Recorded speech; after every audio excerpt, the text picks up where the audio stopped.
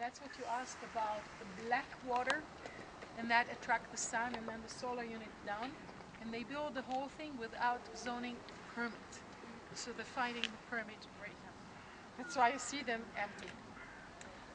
What I want to talk about is to connect it with what we did yesterday.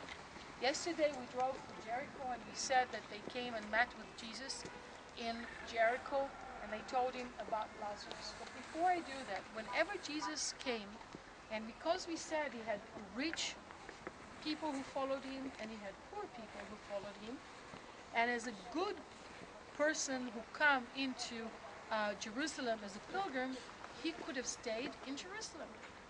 And it was a must to a Jerusalemite to accept the pilgrims in his home, and he would get all kind of gift.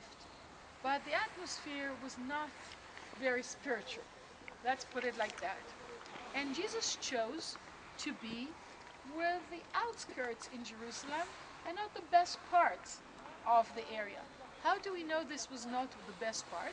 Because first of all, some of the people who lived here had diseases that were considered unclean, like leprosy, and this is Simon who had leprosy.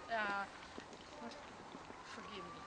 And then also, when we talk about Mary and Martha, and she anointed his feet, what does Simon say to her? What are you doing? We could pay tax a whole year with this ointment.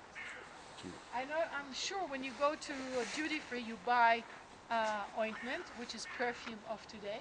How much do you pay for? 200, 300, let's say $400 is top, right? And of course, only a person who makes very little money, the 400 will be a tax for him for a whole year. Not only that, the name of the place is Beit Anya, which is house of the poor. And house of the poor people. And of course, the area of the Bethany and the tomb could not have been in the same place. Why is that? Because the burial site is considered to be unclean. And I think that some of the family of Jesus were from the priest family. How do we know that? Zechariah.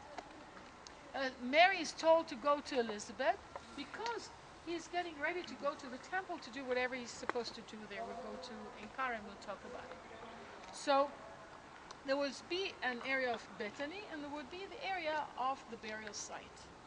This is where you are now, the best preserved catacombs, I would say, of tombs from the Second Temple period. Any type of tomb that was mentioned in the Bible, and it's even better than the tomb that you're going to see in the Garden Tomb, and that's why I wanted you to see it. So first of all, we have to understand what this mountain is made of. This mountain is made of a soft chalk. This is chalk, and you see it's very, very soft.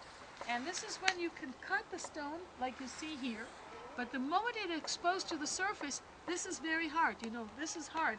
So this is Nari, and this is it. This is where they made this kind of a stone was used for the cleansing jar and the cleansing vessels that you saw today in the museum. When they made the tunnel that you drove to Jerusalem to, on the left-hand side we see the actual quarry, and you see the cuts. Some of the jars were not even taken out of the rock itself. So this, because people had to be buried in the ground, right, out of the wall of the city, within the same day. Why? Because they were afraid of epidemics or disease that would be spread. So one type of tomb is like this. Another one, let's go further here.